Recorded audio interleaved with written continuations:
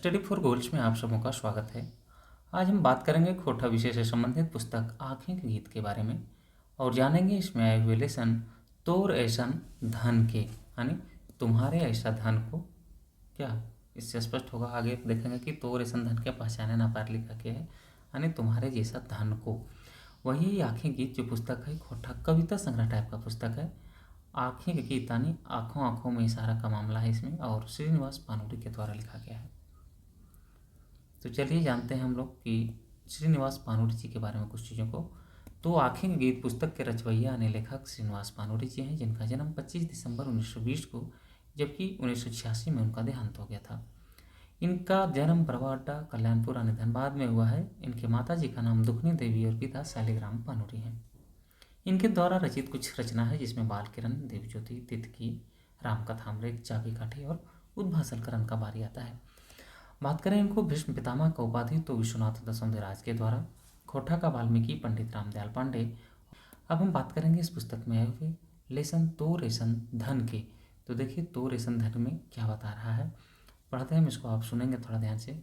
बोलता है तो रेसन धन के चिन्हे न पारली हाय, तटे यका छोड़ के नौका दिली बहाय। बोलता है तुम्हारे जैसा धन को हम पहचान नहीं पाए। क्या हुआ उसका, उसके वैल्यू को, उसके कीमत को ना समझ सकें। वही बोलता है तो रेशम धन के चिन्ह ना पार लें, यानी उसको हम पहचान नहीं सकें। चिन्ह यानी चिन्हना यानी पहचानना होता है। वही बोलता है तो रेशम धन के चिन्ह ना पार ली है। पारली यानी कहने का मतलब किसी चीज़ को कर पाना, जैसे किसी चीज़ में विभेद कर पाना जो बोलते हैं ना, वही पारली बोलता है यहाँ। तटे एका छोड़ के नौका दिली भाई। बोलता है तट पर, किनारे पर, नदी के किनारे में ला के छोड़ के क्या किया, नौका को बहा दिया, ऊपर भेज दिया आगे। फिर बोलता है एखन ई दूर देशे, एखन ई दूर देशे, एखन यानी अभी, इस दूर देश में पाइके नूतन संग कर ही भूले की चेष्टा। बोलता है अभी कहीं दूर देश में आके पाए के नूतन संग, पाके नया संगी को, नया साथी को, कर ही भूले की चेष्टा, यानी किसको भूलने का चेष्टा कर रहा है, जो नदी के किनारे में छोड़ दिया था उसको। बोलता है सिरंती बिछाक डाक मेटवी कैसे प्यास सुधी उगुन न। बोलता है इसमें कि सिरंती बिछाए डाक, तुम्हारा जो आवाज़ था, पुकार था, मिटवी कैसे प्यास, उन चीज़ों को हम कैसे भुलाएं, सुधी उगुन न, तुम्हारे उस चाहत में, तुम्हारे उस आवाज़ में जो ललक था वो अब हमें कहीं नहीं देखने को मिल रहा है। वही कवि इसमें बताने का कोशिश कर रहा है। दोस्तों अगर हम देखें इसके भावार्थ को, तो यह एक वियोग श्रृंगार टाइप का जो है, क्या है, वियोग प्रधान का कविता है। कवि जो है इसमें अपनी पूर्व यानी एक्स गर्लफ्रेंड का नाम आप समझ सकते हैं इसमें। तो वही बोलता है कवि अपनी पूर्व प्रेयसी का स्मरण करता है और इस बात का पछतावा होता है कि तुमको हम छोड़ के बहुत बड़ा गलती कर दिए।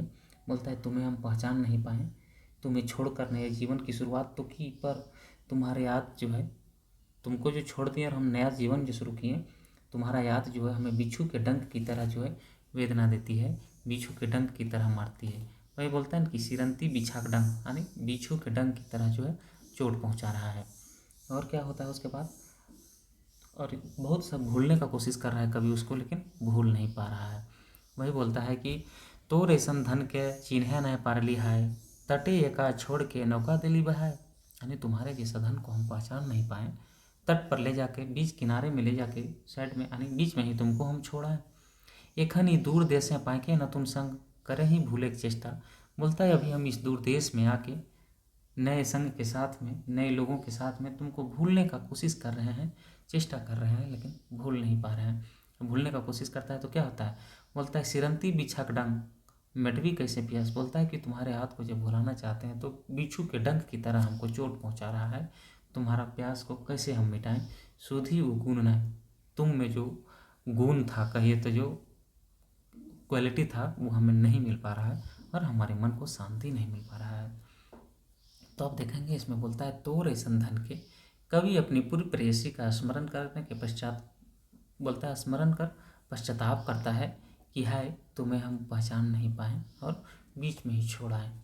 तो हम देखेंगे इसके कुछ ऑब्जेक्टिव टाइप के क्वेश्चन को, जिसमें जानेंगे कि कवि जीवन में कौन डंक मारू है।